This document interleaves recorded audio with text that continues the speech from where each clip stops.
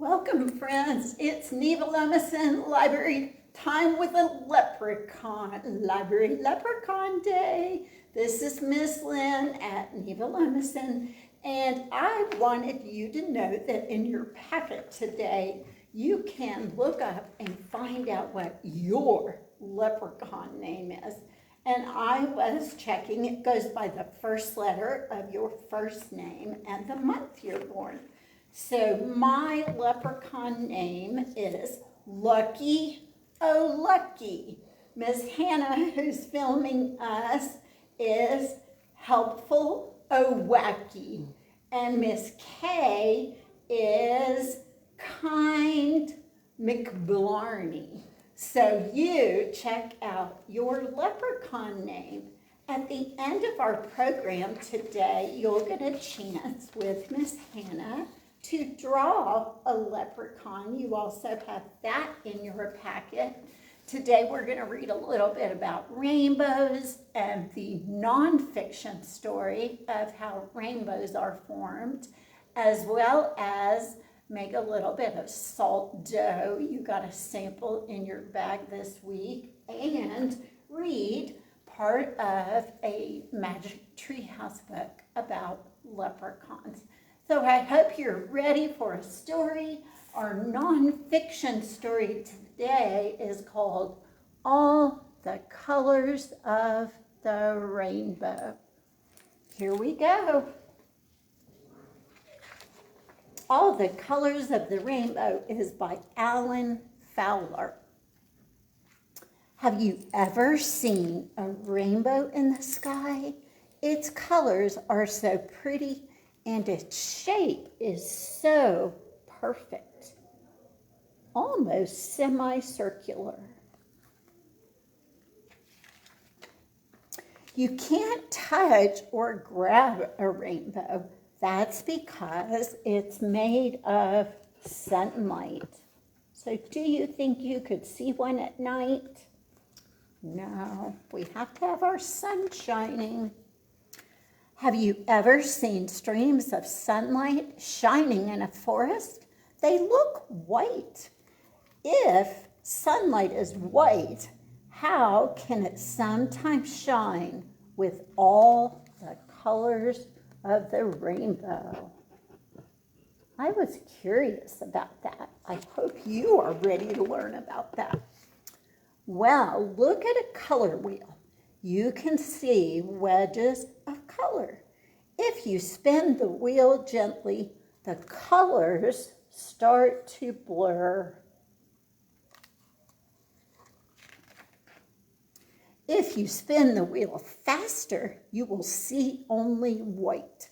The colors are still there, you just can't see them.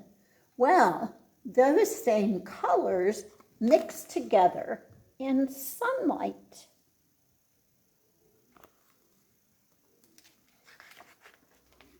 The colors in sunlight are there all the time, but you can only see them once in a while. You might see them if the sun is behind you and it is raining somewhere in front of you.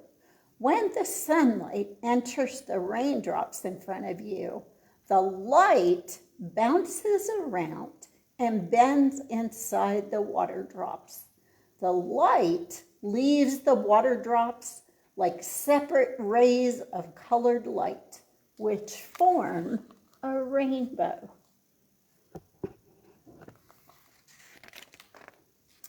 You can also see a rainbow's colors when sunlight passes through a specially shaped piece of glass called a prism. A scientist named Sir Isaac Newton was the first person to explain how a prism works. Like a raindrop, a prism bends the light so you can see all of the different colors. And here's a picture of Sir Isaac Newton. The color red is always at the top of a rainbow. After that comes orange, yellow, green, blue, indigo, and violet. Violet is at the bottom of every rainbow.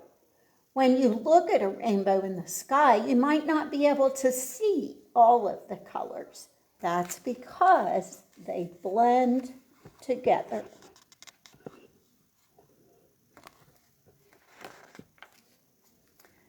Mixing light is similar to mixing paint. If you mix red and yellow, you get orange. So orange lies between red and yellow in a rainbow.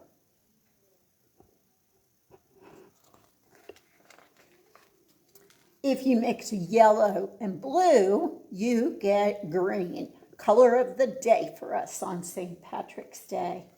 That is why green lies between yellow and blue in the rainbow. Each color in a rainbow gently blends into the next color. Sometimes you can see two rainbows. This is so cool. I didn't know this. Tiny little fact today. The second rainbow is outside of the first one, and it's not as bright, but the colors are upside down with red at the bottom. So it reverses itself almost like a mirror, it sounds like. The best time to look for a rainbow is right after a rainstorm, late in the afternoon or early in the morning. The sun should be low in the sky. Stand with your back to the sun. If you're lucky, a rainbow will be right in front of you.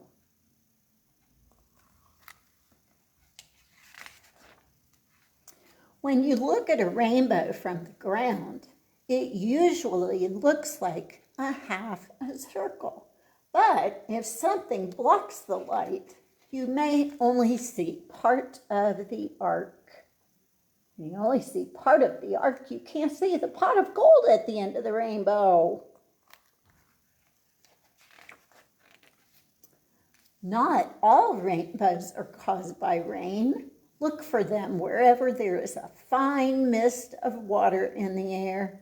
You might see a rainbow in a waterfall or a fountain at the park, or even in the spray from your garden hose in the backyard.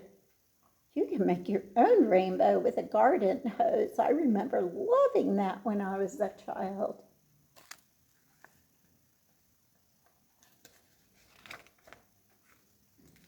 And at the end of this, it goes through your vocabulary words and how to look for a rainbow. That's that little book about a rainbow. In your packet this week, you'll have those colors that we read through that you'll be able to color.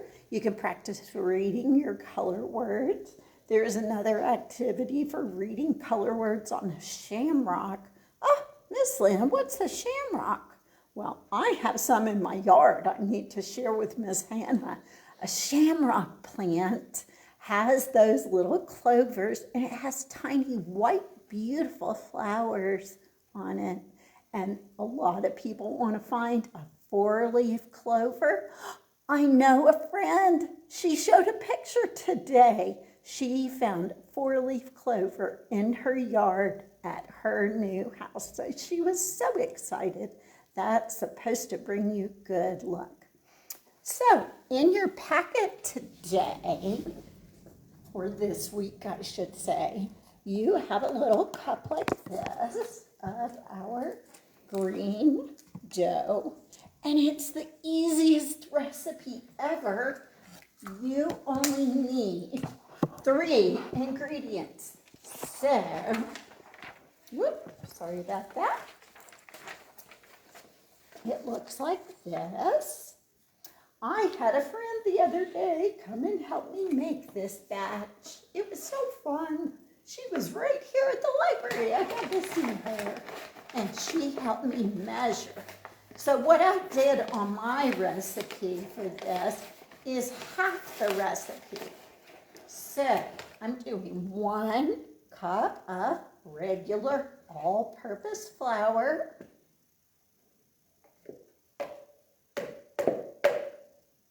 And then I'm doing half a cup of salt. Just regular Morton's salt. It's a good salt for today because she has her umbrella. So here's my half cup of salt. And then a half cup of water. Now, the first time I made this, I didn't quite use a half a cup of water, and that's what I'm doing this time as well. If you get, it says to pour your water in slowly as you're mixing, and that's what I'm going to do. So I'm pouring my water. Do you want to see in there? It's going to start looking cool. Pouring my water in. And you know what? I added green food coloring just for St. Patrick's Day. Drip, drip, drip. I also added glitter into some of the ones that you guys got to pick up and take home. But if you have a little at your house and you're afraid they might try to eat it, don't put the glitter in there, right? So let's take a look at how it's looking. Starting to come together.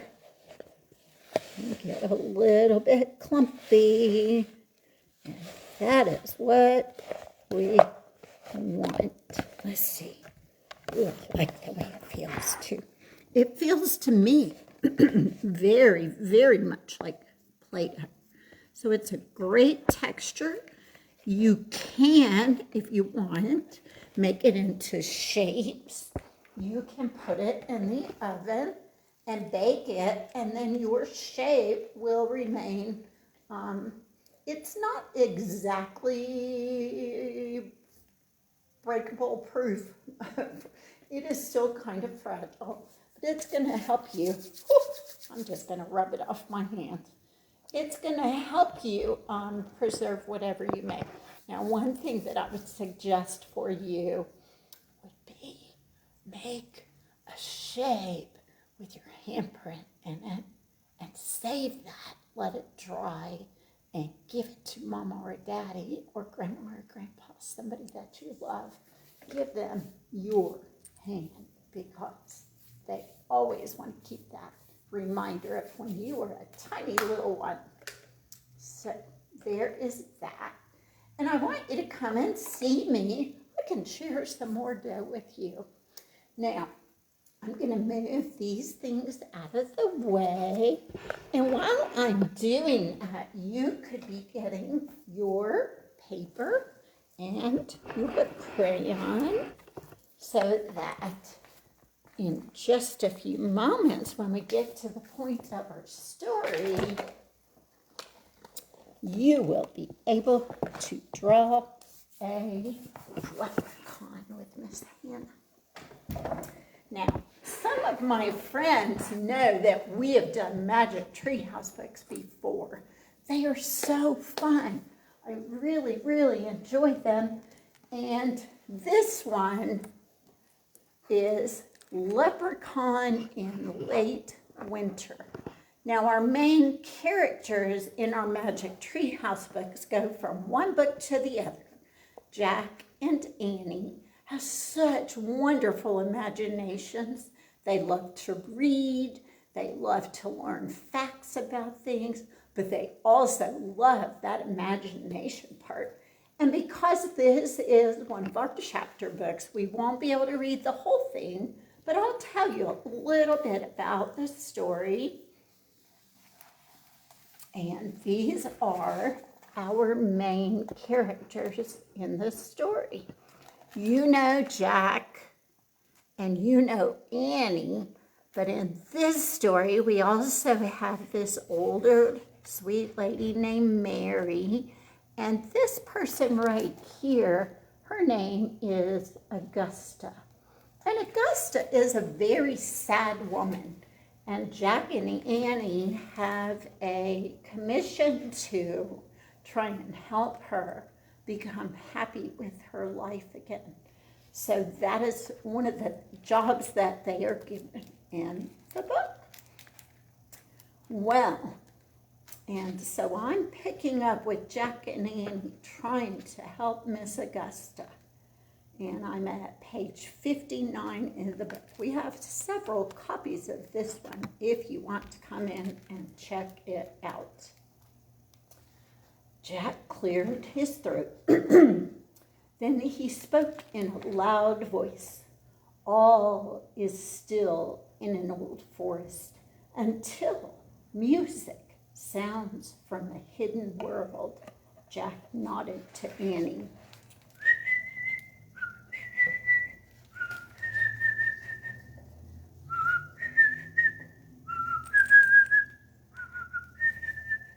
She has a magic whistle. Strange, sweet music came from the whistle. The music was both sad and happy. It was full of beauty and hope, pain and sorrow, like the fog over the river. The music seemed to blend everything together. For a moment, the whistle music was so powerful, Jack couldn't sing along. He felt like crying and laughing at the same time. Finally, he looked at his notes and began to sing. In the spinning of light, in a cloud like a dream, a bridge appeared over a wide flowing stream. Jack surprised himself. He thought his words for the song sounded pretty good. A long, fluttering high note burst from Annie's whistle. Bright dancing light flowed across the river. The light arched through the fog toward Jack, Annie, and Augusta. Augusta gasped. Jack continued. Some came on horses, some came with wings from an enchanted world, little queens, little kings. The wind began to howl. Jack looked up. Leaves and grass and twigs were flying everywhere. The whistle music grew wilder. Thundering and rumbling sounds came from the old forest. A herd of small white horses galloped out of the mist. On their backs were proud and lovely riders, men in gold helmets, women with long hair floating in the wind. Their capes and gowns were the colors of nature, the pale rose of a spring dawn, the green of summer hummingbirds, the blue of winter twilight, and the gold of autumn oak leaves. It looks like fairies, cried Augusta. It's the she. And that is what the Irish people call them. The she, the fairies.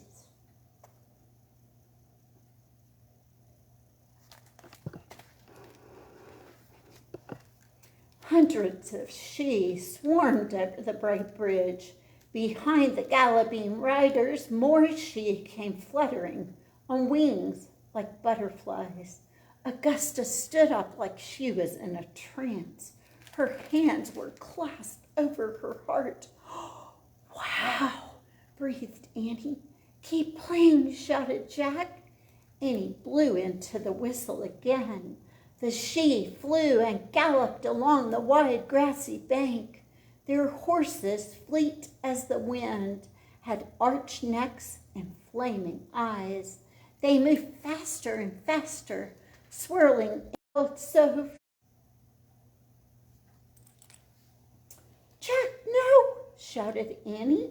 A mighty blast of wind blew Jack and Annie off their rock. They crouched down and covered their heads. When the wind grew calm again, they stood up. just in time to see a cloud of light vanish back to the old forest. The Sidhe were gone. Once again, the sky blended with water and earth in a veil of silver mist. Phew, Jack said breathlessly. That was amazing. Jack, do you know what you just did? Yeah, I made the Sidhe appear and disappear, Jack said. I used my notes from the story just like we planned. Yeah, Jack, you did that, but you also made Augusta disappear. What? Said Jack. The Sidhe took Augusta. I tried to stop you, but it was too late. You had already sung the words. What words? Said Jack. You sang, in a swirl they leave, so wild, so free, with a lonely girl to the hill of the Sidhe, said Annie. I was just reading from my notes, said Jack. She's gone, said Annie. It's all my fault. You couldn't help yourself, said Annie. But I'm responsible, said Jack. We have to get her back. All of a sudden, they heard squeaky noises coming from behind the rocks. It sounded like someone were trying to play the magic whistle. But the sound was definitely not magical. The whistle, I must have dropped it, said Annie. Maybe it's Augusta, said Jack. Jack and Annie ran and looked over the rocks. There was a man no higher than Jack's knee. He was blowing into the whistle,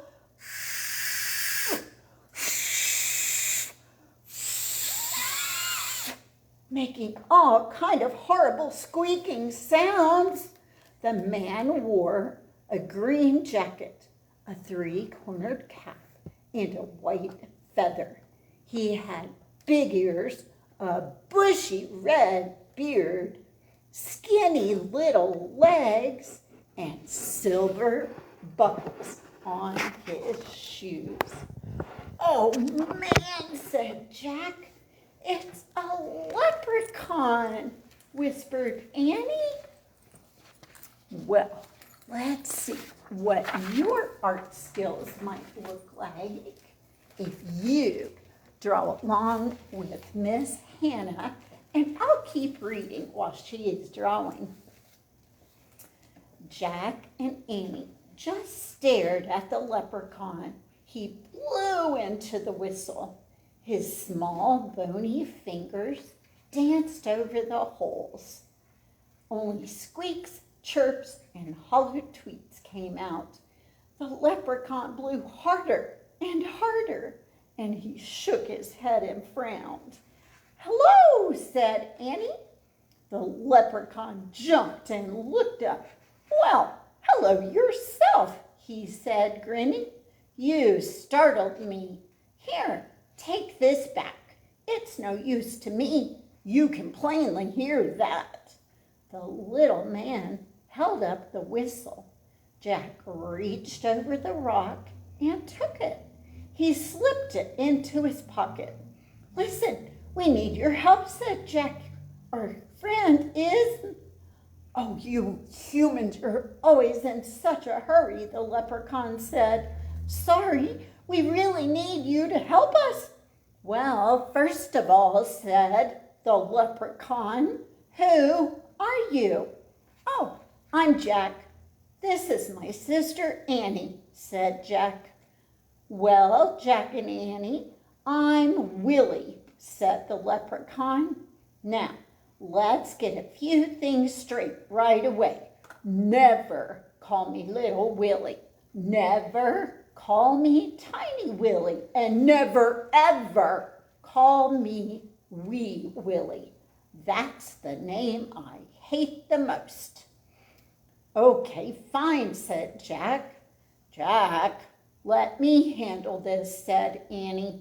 She turned to the leprechaun. Why didn't you leave with all the other she? Remember, that's the fairies. Ask me why I came over the river first, and I'll answer your questions. Okay, Willie, why did you come over the river? And why didn't you go back with the she? Well, answer number 1, said Willie.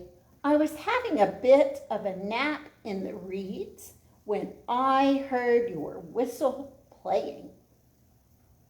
I knew it. Before I knew it, I was moving with a she across the bridge. Probably you didn't see me. I was lost in the swirl of things. Excuse me, started Jack. I've heard some good whistle playing, Willie said, but yours was like none I've ever heard from a human. Not in the 900 years of my life.